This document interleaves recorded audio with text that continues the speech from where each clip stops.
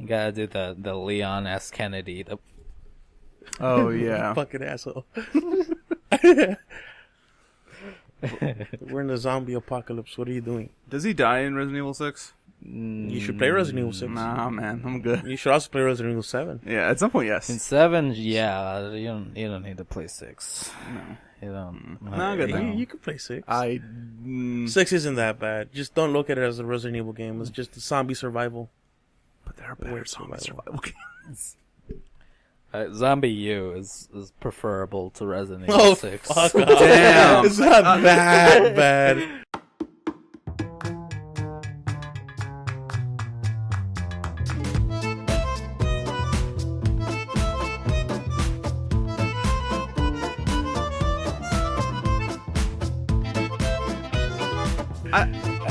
I believe that people would have made that argument before. I would. It's at least it was trying to do something interesting. It has interesting stuff, man. I mean, it's because Resident Evil 6 is Resident Evil with all the joy taken out of it. Man, the joy. I think you mean the zombie survival, the horror aspect taken out of it. No, because it's like very action. Yeah, but like every other game before that, including like less 5, but mostly from 4 down, is cheesy as fuck. They are very, very cheesy games. Leon sitting down on the throne. Yeah, I'm taking that. You know, you're a small-time saddler. You know, it's shit like that. That you know, it has the grotesque horror and like survival aspect, but then it's also like it's not trying to be super serious. You know, and then like it takes the action serious like thing. Yes. I shot the president. I have to survive. Yeah. No one can be happy forever. I am Chris Boulder Puncher, and everybody dies when I'm around. Like it's like that, you know. Like nobody ever has to play fun. 7, man. I know. I'm going to at some point. I'm drooling at the mouth. That's the plan. Yeah, you crave that Baker family just makes the most delicious looking such food. a loving family. So great. The Baker family. I actually saw a recipe of some dude that made something that looks like the Baker family stuff. Oh, really? He says it tastes delicious. I bet. Blood and guts and livers of men. Essentially like very low grade morcilla. Yeah. It's like heart, liver, and stuff. And then like for some reason you try throwing like chicharrones, but intestine chicharrones in there. And it all went to shit a little too hard. So what's the Mexican version of the Baker family? The Basalua family or something? Basaldua. Basalua? The Valdez family? Valdez. The Valdeses. You know. Oh wait, Val is last name. Oh no, wrong Val. Wrong Val. Never mind. Val. Yeah. Half-Life 3 confirmed. Half-Life 3 confirmed. Actually, I think Gabe Newell came out. Half-Life 3 is forever dead or something. Gabe Life Newell. Gabe Life Newell. Gabe Life Newell. Yeah, Gabe the Life Newell. Life. Gabe Newell, I think, announced this week that they're working on 3 VR games. Ooh. 3 VR games. The number 3. Half-Life 3 confirmed. So after all those 3 come out, I then think, Half-Life 3 is confirmed again. Half-Life 3 is in a forever state where existence is 0, but death is 0 also. Don't even start. Oh we need to get him to. We need to get him to read. So. Oh man, I wouldn't want him to start without Evento though. Not that one, but maybe some steel ball. Maybe if he loses today. Maybe. Todd, I'm gonna have to destroy your leg with a leg. Yeah, with a tire iron. Oh, wow. So you can concentrate on the pain more than the questions. So we can get you to lose.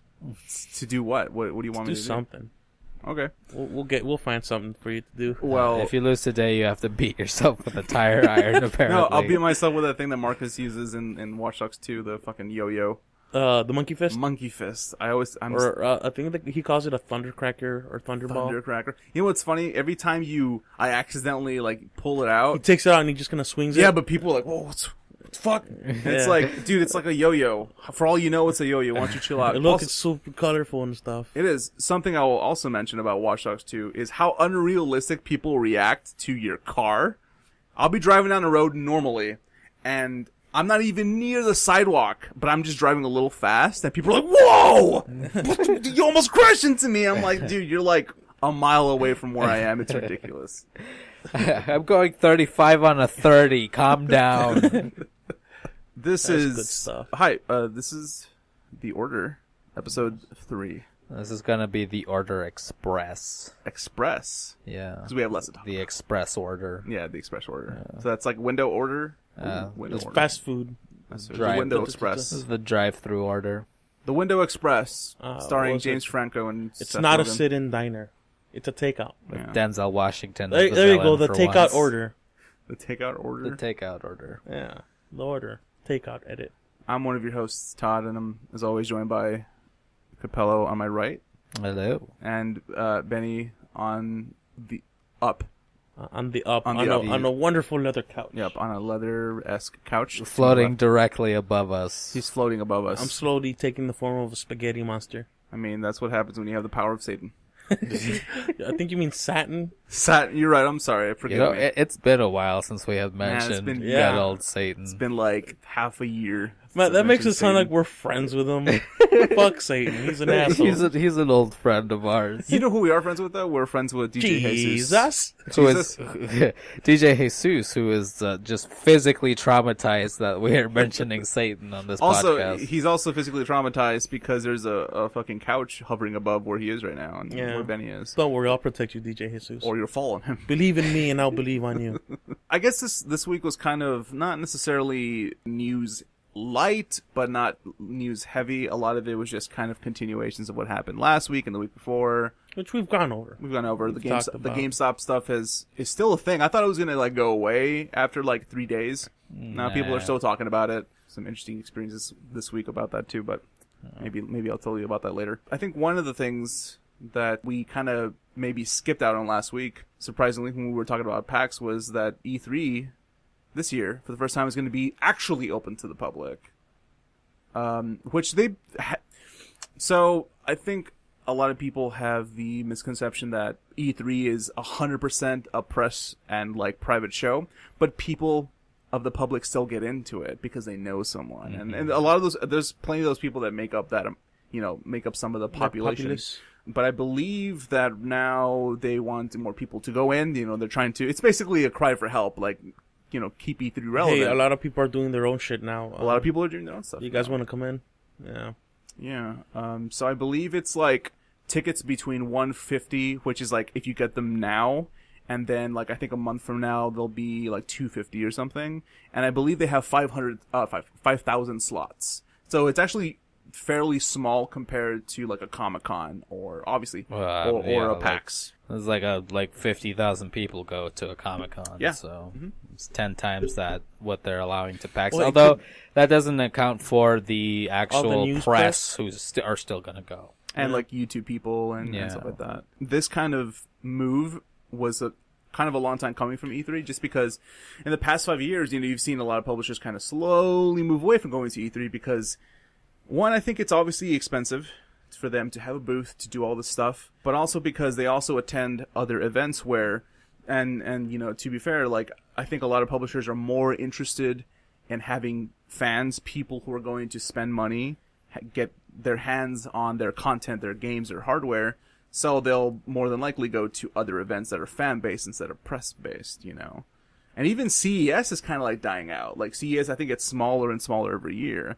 I think this past one, I was listening to a podcast from CNET a couple months ago. The guy was like, we saw a lot of refrigerators, And it's like, man, that took up a lot of the space on the show floor. It's like, that's weird. This is probably the right move. But as somebody who, kind of appreciates what the press does to an extent, I think that it probably just makes their work a little harder because now they, usually where they would have to make an appointment to see a game, for the website, for their job, maybe now they'll have to deal with the public also waiting in line with them, I wonder if E3 is going to get to the point where it's like E3 brought to you by Gillette Man, the superhero who saves the world.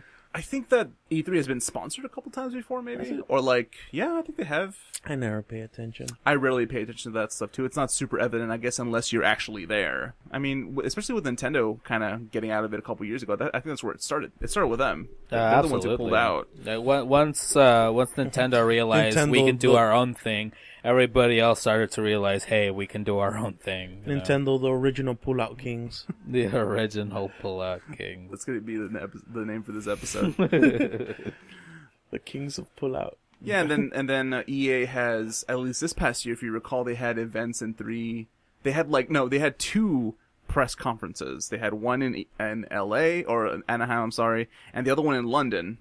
Do you remember? And then they had 3 separate fan events like the next day, which is like E3, EA Play or something. And so it's like a space outside of the E3 like area where people of the public can come in and play the games.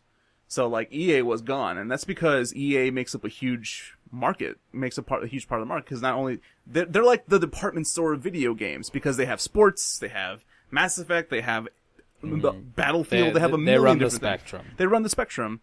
I wouldn't be surprised if, or maybe with the incentive of, hey, we're going to have fans come into the show now, that I wonder if publishers are going to continue leaving, doing their own thing, or staying because now there's more of an incentive to stay. Who knows? I mean, I think the biggest problem with E3 is that all the spaces that you get, that the press got to actually play the games that are being promoted, they're all very private and small. I'm sure the show floor for E3 is, a really big space, right? It is big. Mm-hmm. But do they also have the same space to actually have all the consoles and all the computers and everything, that they need set up for the public to also play those games? I think that they do.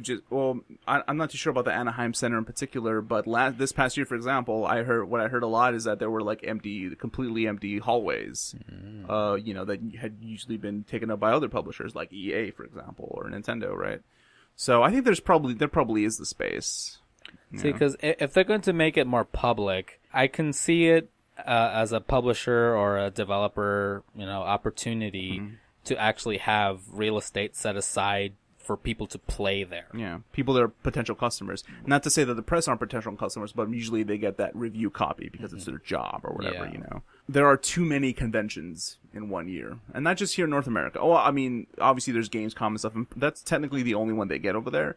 But overall, I'm looking at it from the perspective of the publisher or the third party or Nintendo, where it's like, hey, we do 4 PAXs, we do a Comic-Con, because some publishers do Comic-Con, and then E3, Paris Games Week, Gamescom, Tokyo Game Show.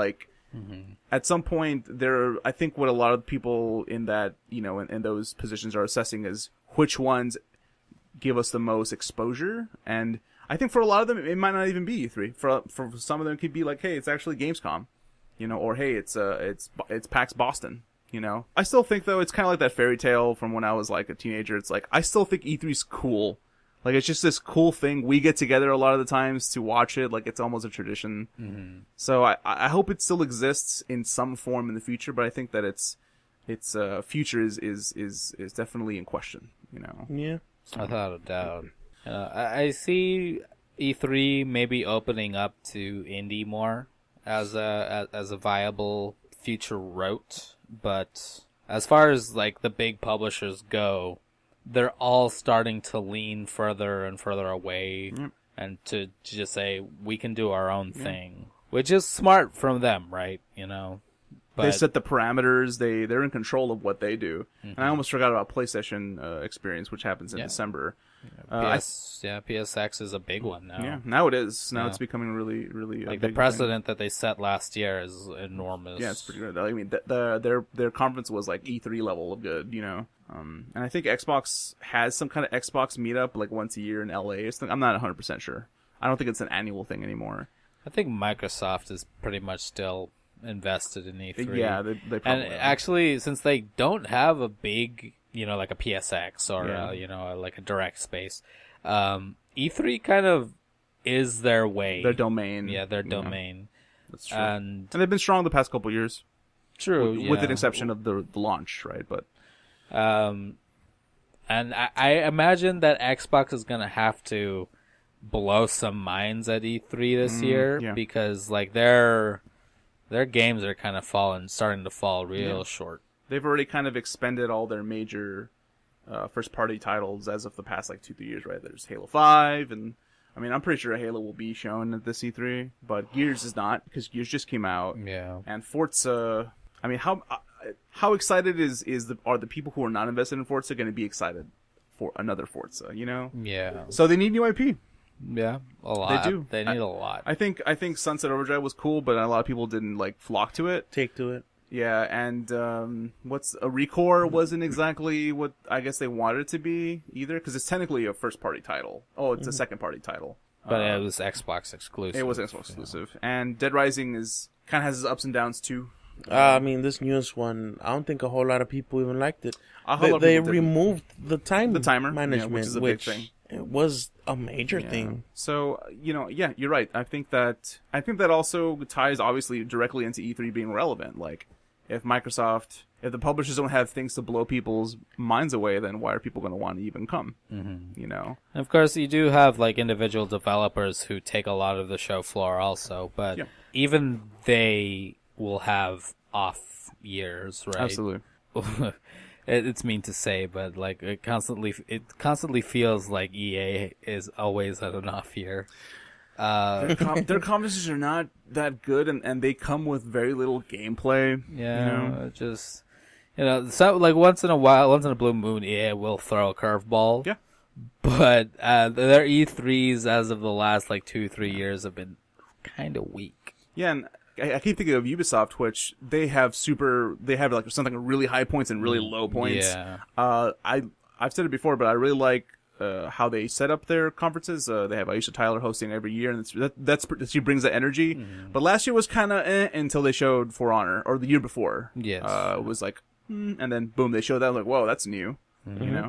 So they have those curveballs for sure. I like the idea. I've always wanted to go to an E3, but I know the realities of it, and obviously it's like the one thing, it's like sometimes you can't even attend the conferences because some of them take place in totally different areas of Anaheim, and you can't get there in time. I do like the idea of just being able to sit here at home and watch it with a box of pizza and my PJs, it's just super comforting, but you don't get the experience of going and checking out this stuff way earlier than most people get to in a year, right?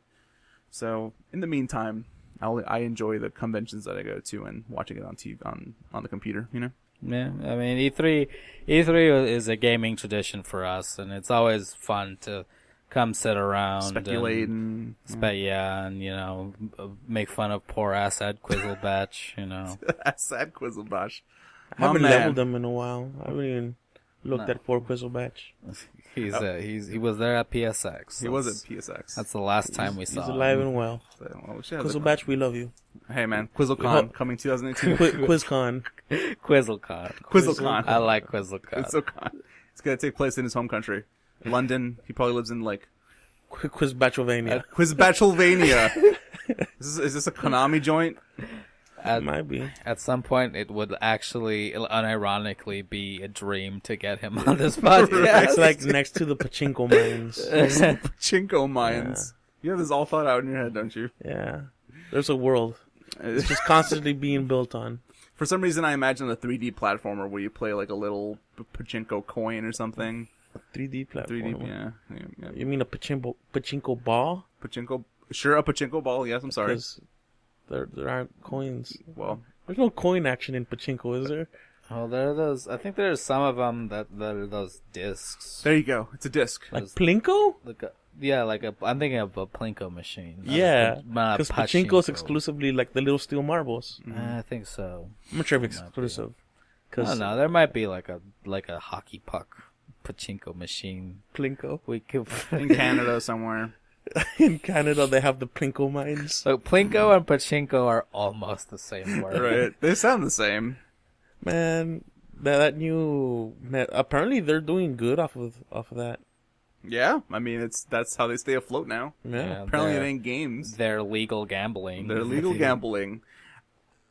Quick note: there hasn't been a lot of news about Metal Gear Survive, huh?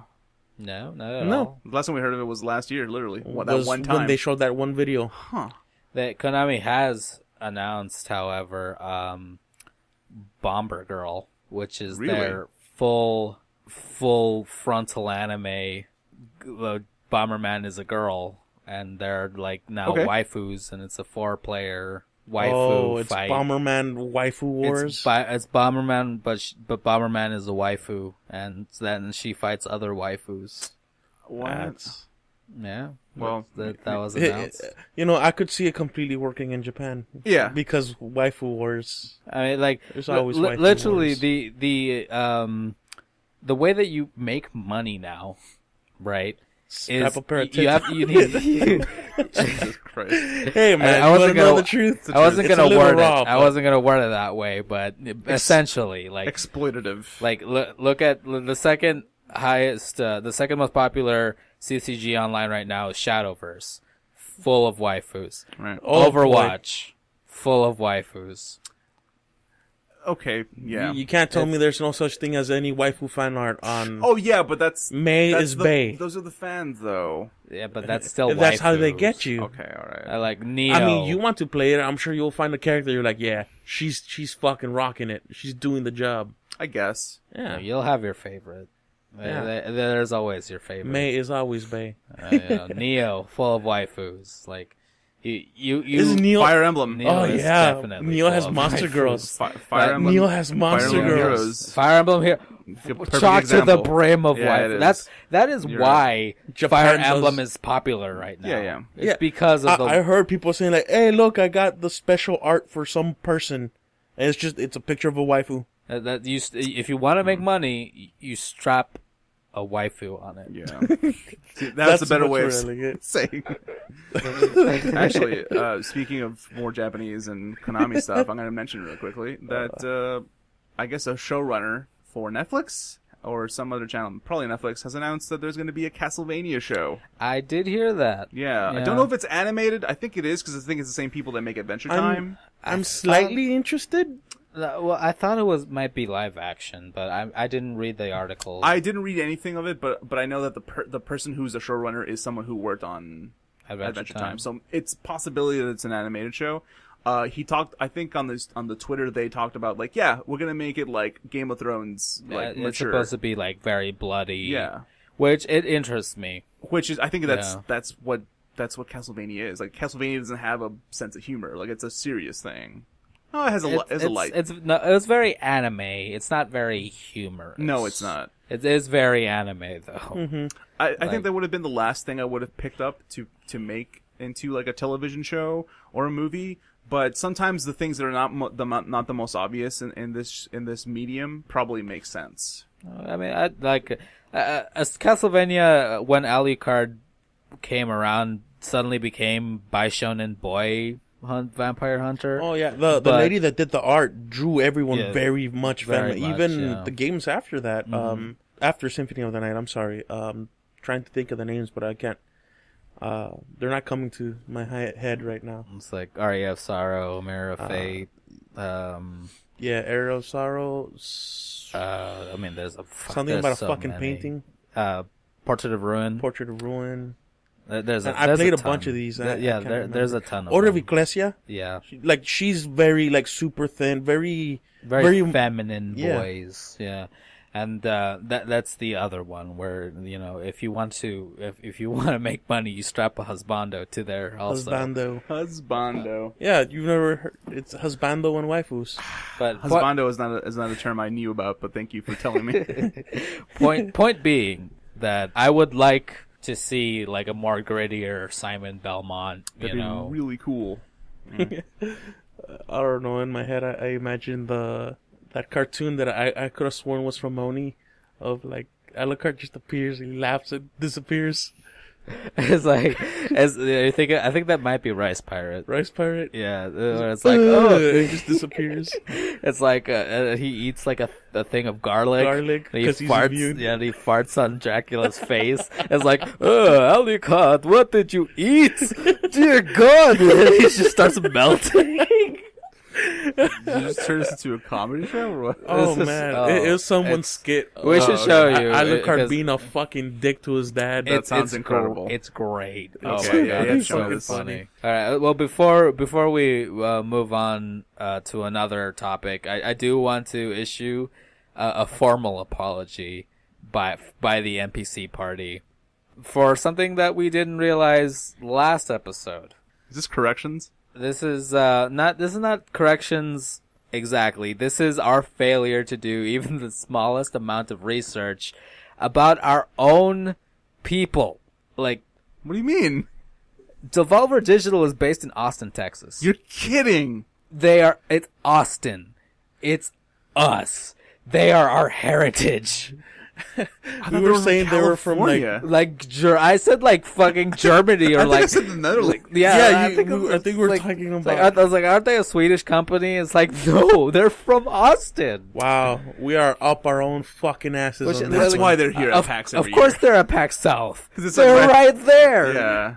That's so cool. I wonder how their offices are. We should go. I bet visit. they're dope. bunch of I Swedish bet art their everywhere. campus is great. I bet their campus is like, they'll see us like, you want a beer? That's how I imagine them. Ever since that year where they had the E3 bus. Do you remember? Yeah. They had a bus because they couldn't afford, I guess maybe at the time they couldn't afford like a booth space at E3. So they hired a bus where they were showing off their games, but they also had beer on the bus. Which That's I don't even fucking know. awesome. I don't know if that's legal, but they got away with it for like 2 days. I thought that was pretty cool. That's pretty damn It's awesome. pretty cool. Yeah. I think that's when they first showed off the remake of Shadow Warrior, I think. But yeah, well, thank you, Capella, for telling us. And I have, like, as someone who obviously is very not liking of this state, I just like a little bit more. It's like a little bit more. You know what? We have great gaming companies here. And barbecue. And barbecue. That is one You thing could that say you will what you never want be about able this to state. take about. We can fucking Texas. barbecue.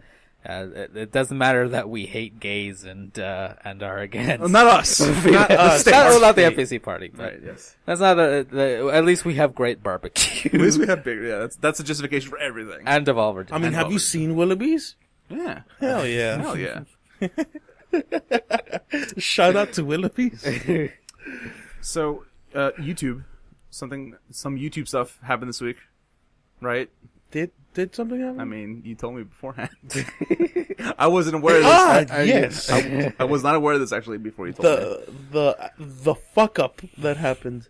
Long story short, have you ever unsubscribed from someone A couple times, yeah. on YouTube? Yeah. So that's not a -1. That's a -2. One subscription equals 2. Yeah. Okay. And so when someone subscribes to it, that's a +1. And so people found this exploit. I guess you could say it's not a game. It's a glitch. It's a glitch in the It's a system. problem. And It's a so bug. people started mass unsubscribing and resubscribing and then unsubscribing again. Jeez. And they got a channel to negative 1,555 subscribers 1,000. And it literally has a negative sign next yeah, to it it. had a negative for a sign. good while. Ridiculous. Yeah. How, And, how does that happen? Negative. Because the Credit plus. to Black Screen TV, who found, or during their live stream, they found the exploit. And he put up a bunch of channels and like, look at what's happening. Look at this exploit. Do it to me, guys. Let's show YouTube what the problem is. And fucking shit, man. People lost subscribers. I bet. Apparently, this was only, according to YouTube, this was only a visual glitch.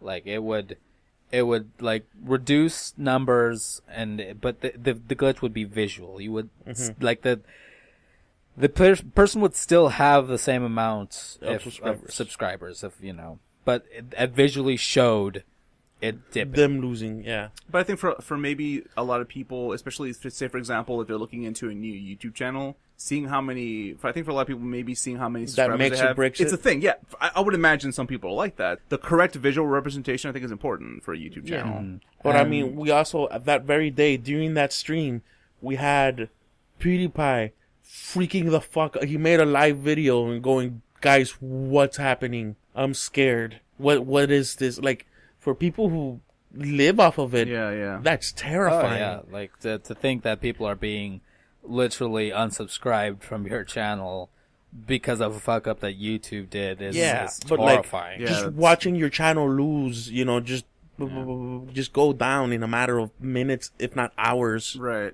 So let me ask you a question. I don't know if you guys could answer this. when somebody subscribes to YouTube, is that like automatic? Is it do Yeah, like all the analytics like come to like, yes, hey, someone new subscribed to YouTube? There are live feeds that show you people subscribing in real time. Okay. So what about unsubscribing? Is that also instant? Yeah. Well, that's off of that live feed. It's also instant. Okay. I'm just curious about that. And I think their analytics, they're weekly, monthly, however much so you I mean, want to there's show an it. app for the analytics. If you're a creator, you can watch that stuff happen too, I guess. There's also a way to, like, your particular channel to live feed, like, who is subscribing and who is unsubscribing live, right? And this is actually a tool that YouTubers have been using for a very long time. And, I don't know, like, cause there's something weird happening with YouTube. Like, even if this glitch was purely visual, I have constantly heard subscribers saying, you know, how they'll look at their live feeds And and there are they'll go missing. up, like they'll go up, and then suddenly they lose 2,000 people. Like they lose 3,000 people, you know. And I've heard a couple of terms, the YouTube monthly wipe, where they just go through and they just delete a bunch of accounts that they say are inactive. Or old. It's a purge that YouTube says it has a purging system for this. However, for some reason, like they've changed it not so that it's not once a month or like every couple of weeks, where it's almost daily. Right? And that's what YouTube, you know, big YouTubers who look at their analytics are describing, that, you know, they'll just suddenly lose 2,000, 3,000 people, when it almost shouldn't be possible. Like, cause people don't really actively look to unsubscribe from someone unless they're tired of your content, or they're purging, or like they binge like subscribe and now they're purging what they're not actually paying attention to. Right, but you usually don't, like, according to stats, you usually don't get 3,000 people at a time doing that. No. And I rarely go out of my way to unsubscribe. For it to happen daily is very strange. Yeah, it is. On top of that, people constantly complain about how suddenly they are unsubscribed from someone that they should be subscribed to. Yeah, I believe HTH3 and even Boogs was talking about this, how they keep getting People notifications saying, like, hey, I was unsubscribed, I didn't even know. I went ahead and resubscribed. It happened to me. I was for some reason I was unsubscribed from Jesse Cox. Like, I went to go and look at my feed and like, Jesse had put up a video today, and I went to his channel and I was not subscribed to it. That should not have. I've like never have happened. You know, I've always subscribed to Jesse Cox. I love his content, and I swear, like I would have noticed if I clicked the button on accident. So, you know, I don't know what that is, and apparently it is an issue because there's so many people going out and saying, I am suddenly unsubscribed to you. This is very strange. I should not be unsubscribed to you. Yeah. I mean, YouTube and Google have a lot of problems with you know, how they run YouTube, right? And I don't think they're going to go away anytime soon, but I think this one in particular is a concern with, I'm pretty sure it directly obviously affects people's income who like make a living off of YouTube, right? Big or small. Well, not necessarily. Isn't one of the like things, oh, you make a certain amount of income based on how many subscribers you have? No. There is no parameter for that. It used to be. Okay, so it used to be by right. subscriber. Like advertisers will pay more depending on how many subscribers. Yeah. Now they pay by views. Depending by views and minutes watched. views and minutes watched. Right. Yeah. Viewer retention. That's why the new formula is nice 10-minute chunks daily, so that you can have something to watch every day. Right. At this point, I think everyone knows that you know, they need to do something to fix their problems. I can't imagine it's an easy thing, you know, but they've been at it for so long, and you know, I think YouTube needs to be more forthright with its content creators and its audience. I mean, that's the biggest problem that they have is that, you know, apparently when you get partnered with YouTube, you get a representative. But if you don't use that representative often, they just cut you. You know, it's possible to get cut off from your representative. Yeah. If you're cut off from your representative, you have no ties to YouTube, basically. Yeah, it's really, really strange. You know, they don't tell the people who are making them money what's going on, and that's a big problem. That is a It's problem. cause for concern. Yeah. A lot of times. Like, every time something like this comes up, it's like I wonder, what's next? Like, what's the next thing that's going to affect the YouTube landscape? Well, I believe that covers the order for today. Does it? Yeah. Well, all right. YouTube. It's got problems. We'd like Uh-huh. more communication between them, but Yeah. whenever people actually say, like, I got in contact with them, YouTube says, there's no problem. I don't know what you're talking about. Right. Everything is fine. Does YouTube Bye. have a blog? Like, that it updates like a news YouTube blog? has a channel. Oh, so YouTube does have its own, YouTube has obviously. its own channel, But is it- that's not and like they a have blog their update own thing. Twitter.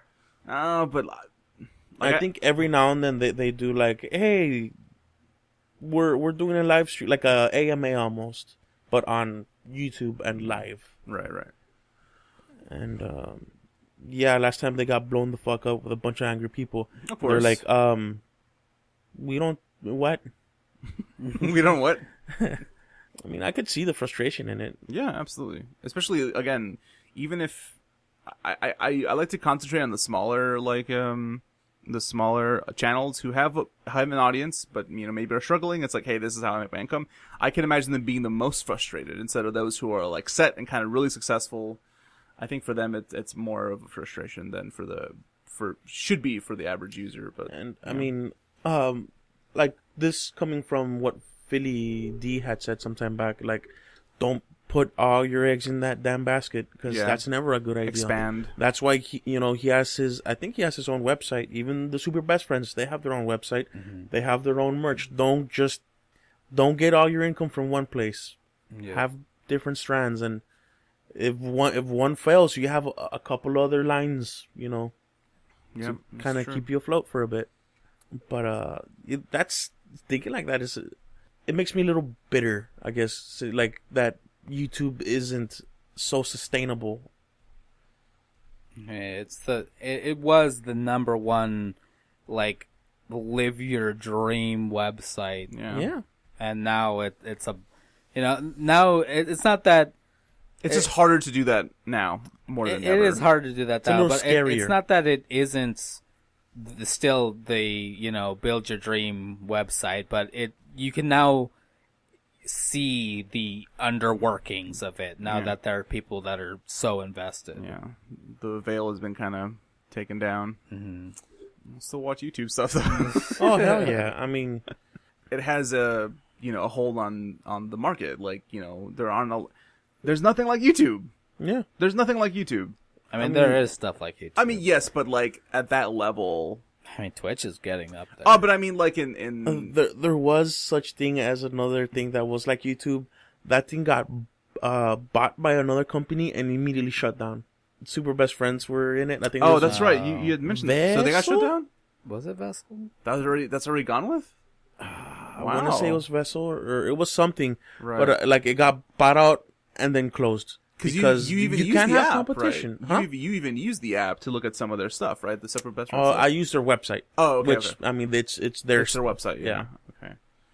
Yeah, and then I'm surprised Vimeo is still a thing, but Vimeo is kind of different because it's more for long form. It's more for like indie productions and like actual films and stuff. Mm-hmm. But yeah, I sometimes go there. Okay, well, if you're listening to this, you're listening to this on YouTube, Yeah. Yeah. and Please don't hate us, YouTube. please don't hate us. We'll see you next time. We'll be back We with will other be back. other stuffs. I'm kind of hungry. Funny how you're hungry on a food-based show. Food and game-based show. That should make sense. That's blasphemy. What are you telling me? You're hungry on a food-based and game-based show? It's supposed to be hungry.